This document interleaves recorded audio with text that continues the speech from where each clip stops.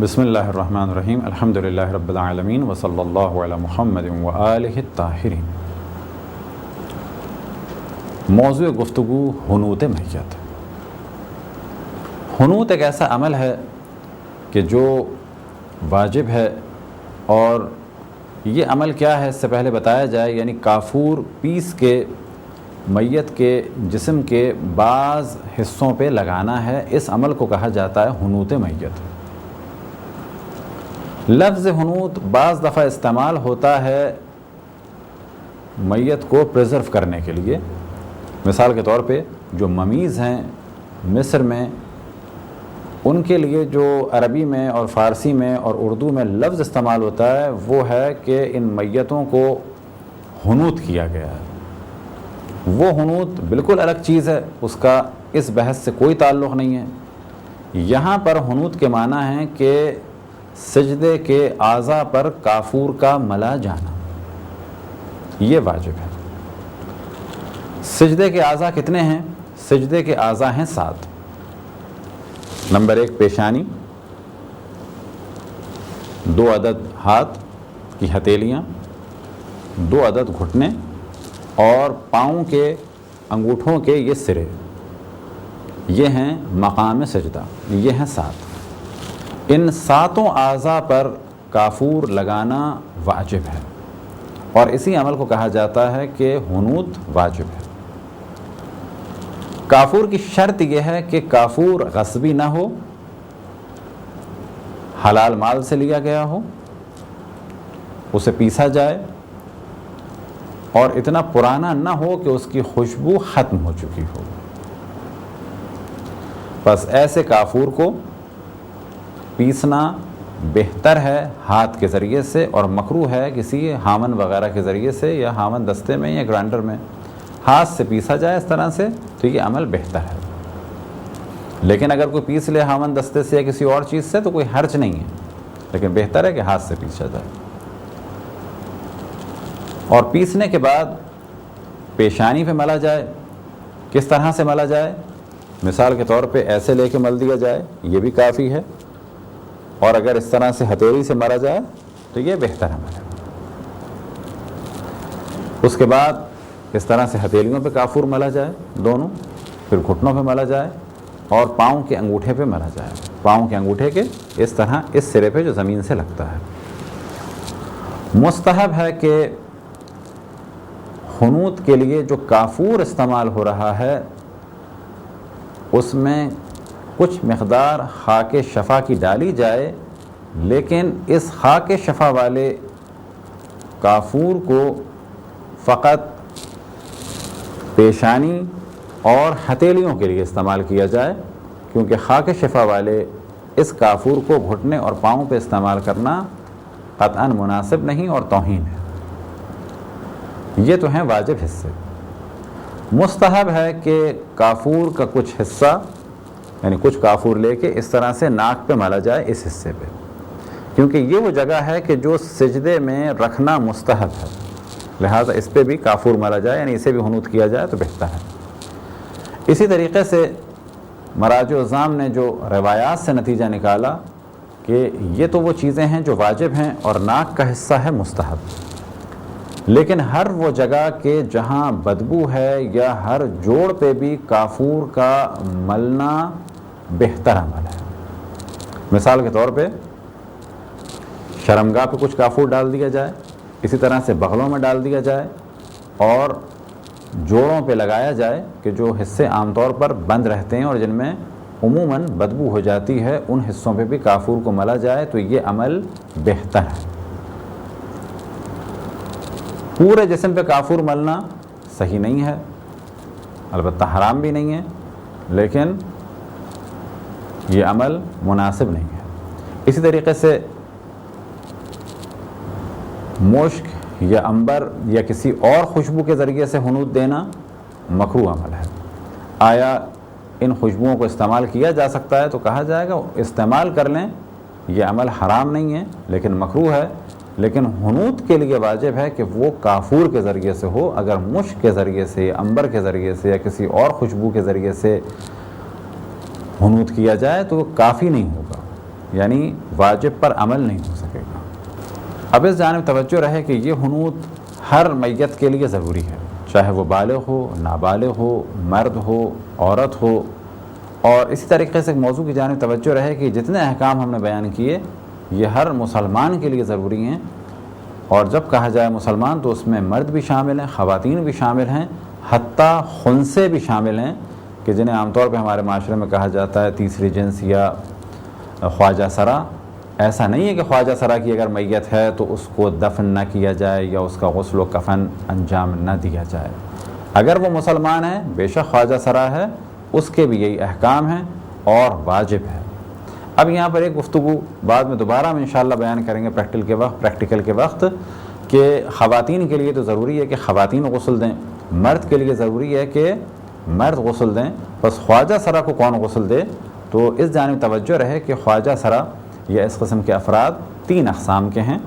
ایک وہ کہ جو عموماً خواتین ہیں، یعنی انہیں پیشاب جو ہے وہ خاص جگہ سے خارج ہوتا ہے اور کبھی کبھی مینسز بھی آتے ہیں، تو یہ ہیں خواجہ سرا، لیکن یہ در حقیقت زیادہ جو ان کا رجحان ہے وہ خواتین کی جانب ہے۔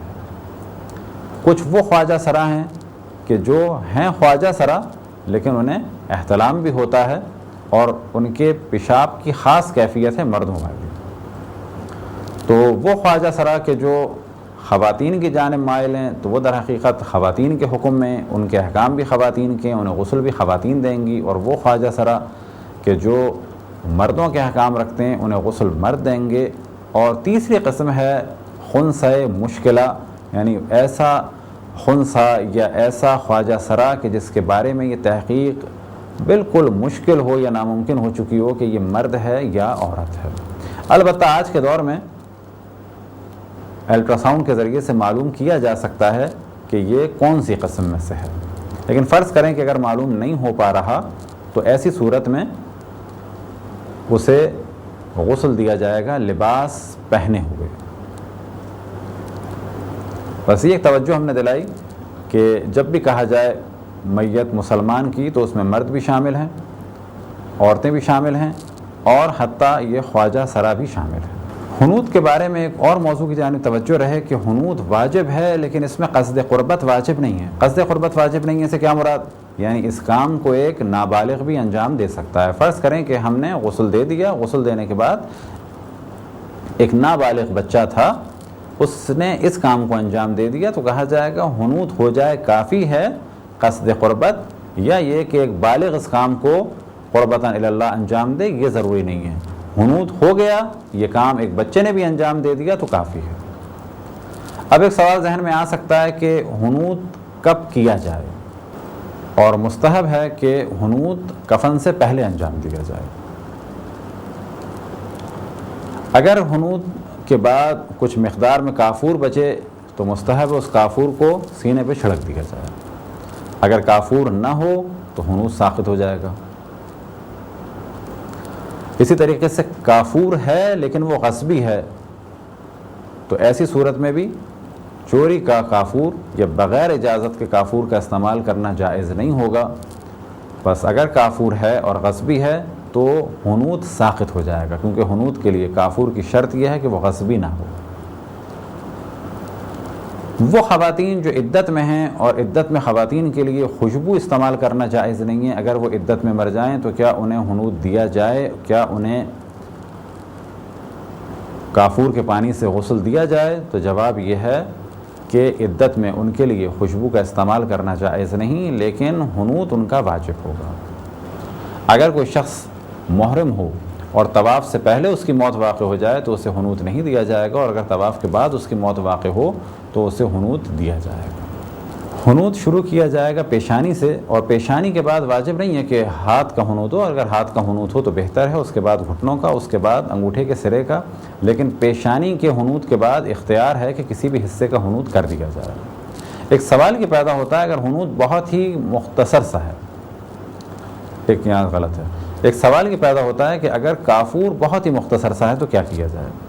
اگر کافور بہت ہی مختصر سا ہے اور صرف اتنا ہے کہ پیشانی پہ ملا جائے تو فقط پیشانی پہ ملا جائے گا اور باقی اعضاء کو چھوڑ دیا جائے گا، اور اگر باقی اعضاء کے لیے ہے تو باقی جتنے اعضاء ہیں ان پر جہاں جہاں لگایا جا سکتا ہے لگایا جائے۔ مکروہ ہے کہ کافور کو میت کی ناک یا اس کے کان یا اس کی آنکھوں میں داخل کیا جائے۔ اگر کوئی محرم مر جائے تو اس کے حنوط کا مسئلہ مختلف مراجع کے مختلف فتوے ہیں، لہذا یہاں پر فقط ہم اتنا بیان کرتے ہیں کہ اگر کوئی محرم مر جائے تو اس کے لیے حنوط جائز نہیں ہے۔ کب جائز ہوگا تو یہ آپ کو دیکھنا ہوگا تفصیل سے توضیح المسائل میں، جن کے آپ مقلد ہیں ان کے اعتبار سے آپ کو عمل کرنا ہوگا، کیونکہ یہاں پر روایات مختلف ہیں اور بعض جگہ نتیجہ نکلتا ہے کہ طواف کے بعد، بعض جگہ نماز طواف کے بعد، بعض جگہ سعی کے بعد۔ لہذا یہاں فقط ہم اتنا بیان کر رہے ہیں کہ اگر کوئی محرم شخص مر جائے تو اس کے لیے حنوط کے خاص احکام ہیں جو تفصیل سے آپ توضیح المسائل میں دیکھیں اور اس پر عمل کریں۔ اگر کوئی شخص حالت احرام میں مر جائے، اب یہ احرام چاہے اس کے عمرے کا ہو اور چاہے اس کے حج کا ہو، تو اس کے لیے حنوط جائز نہیں ہوگا۔ لیکن اب سوال یہ پیدا ہوتا ہے کہ کس وقت مرے، تو یہاں پر مراجع الزام کے فتاویٰ توضیح المسائل میں تفصیل سے موجود ہیں، اور کیونکہ یہ موضوع حالت احرام کا اور حالت عمرے کا ہے، اس وقت وہاں پر علماء کافی مقدار میں موجود ہوتے ہیں اور ان سے سوال کیا جا سکتا ہے، کیونکہ مراجع الزام کے فتاویٰ روایات کو مد نظر رکھتے ہوئے مختلف ہیں کہ اگر کوئی احرام کی حالت میں مرا طواف سے پہلے یا نماز طواف سے پہلے یا صفا مروہ میں سعی سے پہلے، لہٰذا فی الحال فقط ہم اتنا بیان کر رہے ہیں کہ اگر کوئی شخص حالت احرام میں مر جائے تو اس کے لیے حنوط جائز نہیں ہے۔ حنوطی کے ساتھ ساتھ ایک اور چیز کو بیان کیا جائے اور وہ ہے جریدتین۔ جریدتین یعنی دو لکڑیاں۔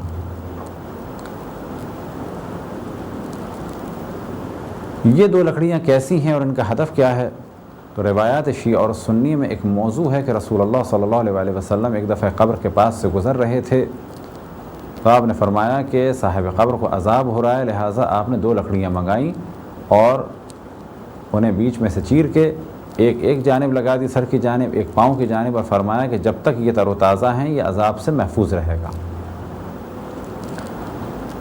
اور روایات میں نقل ہوا کہ یہی وصیت تھی حضرت آدم کی، اور باقی انبیاء نے بھی یہی وصیت فرمائی۔ پھر زمانے جاہلیت میں یہ موضوع ترک ہو گیا اور رسول اللہ صلی اللہ علیہ وسلم نے اس موضوع کو دوبارہ عوام کے سامنے، مؤمنین کے سامنے بیان کیا۔ یہ موضوع اتفاق سے اہل سنت میں بھی ہے جریدتین کے عنوان سے، لیکن اہل سنت اس پہ عمل نہیں کرتے، لیکن مذہب حقہ شیعہ اثنا عشری میں اس پر عمل کیا جاتا ہے، البتہ یہ چیز واجب نہیں ہے، مستحب کے عنوان سے اس پر عمل کیا جائے تو بہتر ہے۔ اب یہ لکڑیاں کس سائز کی ہوں تو تقریباً ایک ہاتھ کے برابر ہوں۔ کس درخت کی ہوں؟ بہتر ہے کہ کھجور کے درخت کی ہوں، اور اگر کھجور کے درخت کی لکڑی نہ ہو تو بیری کے درخت کی ہو، اور اگر یہ نہ ہو تو پھر انار کے درخت کی ہو، اور اگر یہ بھی نہ ہو تو کوئی بھی تر و تازہ لکڑی ہو اور اسے میت کے ساتھ کہیں بھی رکھ دیا جائے۔ ان دو لکڑیوں پر روئی لپیٹی جائے، اور مستحب ہے کہ اللہ سبحانہ و تعالیٰ کی گواہی ہو، یعنی میت کا نام ہو اور لکھا ہو یشہد ان لا الہ الا اللہ وحدہ لا شریک لہ، یعنی یہ میت گواہی دیتی ہے کہ اللہ سبحانہ و تعالیٰ وحدہ لا شریک ہے اور رسول اللہ صلی اللہ علیہ وسلم اللہ سبحانہ و تعالیٰ کے رسول ہیں، اور پھر آخر میں 12 ائمہ علیہم السلام کے نام ہوں کہ یہ 12 ائمہ رسول اللہ صلی اللہ علیہ وسلم کے جانشین اور امت مسلمہ کے ائمہ ہیں۔ یہ دو لکڑیاں کہاں رکھی جائیں تو ہم نے عرض کیا کہ میت کے ساتھ کہیں بھی رکھ دی جائیں، مستحب پہ عمل ہو جائے گا، لیکن بہتر ہے کہ ایک ملی ہوئی ہو جسم سے۔ اب اس لکڑی پہ روئی لگائی جائے اور روئی پہ کپڑا لپیٹا جائے، یہ بھی مستحب ہے، اور اگر ایسے ہی رکھ دیا جائے تو یہ بھی مستحب ہے۔ ایک لکڑی رکھی جائے سیدھی جانب اس ہڈی پر اور جسم سے لگی ہوئی ہو، اور الٹی جانب رکھی جائے قمیص کے اوپر، قمیص کے اوپر اور چادر کے نیچے۔ اور اسی طریقے سے اگر رکھ دیا جائے ران کے پاس یا کہیں بھی تو یہ عمل بھی مستحب ہے اور استحباب پر عمل ہو جائے گا، لیکن بہتر طریقہ یہی ہے کہ جو آپ کی خدمت میں بیان کیا۔ اگر کوئی جریدتین رکھنا بھول جائے تو بعد میں وہ قبر پہ لگا دے، اور اگر فقط ایک ہی لکڑی ہو تو اسے بیچ میں سے چیر دے، اور اگر بہت ہی مختصر سی لکڑی ہو تو اسے داہنی جانب بیچ میں لگاتے ہیں۔ اب ممکن ہے کوئی کہے کہ لکڑی سے مدد مانگی جا رہی ہے، تو کہا جائے گا کہ اللہ سبحانہ و تعالیٰ کی رحمت کے بہانے ہیں۔ یعنی اگر مومنین ایک لکڑی قبر پہ لگا دیں اس عنوان سے کہ اس کے جب تک تری باقی ہے تو اللہ سبحانہ و تعالیٰ عذاب سے اسے محفوظ رکھے گا، تو اللہ سبحانہ و تعالیٰ مومنین کے اس عمل کی بھی لاج رکھتا ہے، کیونکہ اللہ سبحانہ و تعالیٰ کی رحمت وسیع ہے۔ اس لکڑی کے بارے میں بھی توجہ رہے کہ اس میں ایک شرط تو یہ ہے کہ یہ گیلی ہو، اور جو سب سے اہم شرط یہ کہ وہ غصبی نہ ہو۔ مثال کے طور پہ کوئی کسی کے باغ سے لکڑی توڑے کھجور کی اور اس کے بعد اسے جریدتین کے طور پہ استعمال کرے تو یہ قطعاً جائز نہیں ہوگا۔ سوکھی لکڑی کافی نہیں ہے، کیونکہ ہدف یہ ہے کہ تر لکڑی جب تک تر رہے گی تو اس وقت تک یہ میت عذاب سے محفوظ رہے گی۔ یہ تھے چند مختصر سے احکام جریدتین کے اور حنوط کے۔ خداوند تبارک و تعالیٰ سے دعا ہے کہ بحق محمد و آل محمد ہمیں اپنے رسول اپنی حجتوں خصوصاً امام زمان علیہ السلام کی معرفت اور اطاعت کی توفیق عطا فرمائے۔ وصلی اللہ علی محمد و آلہ الطاہرین۔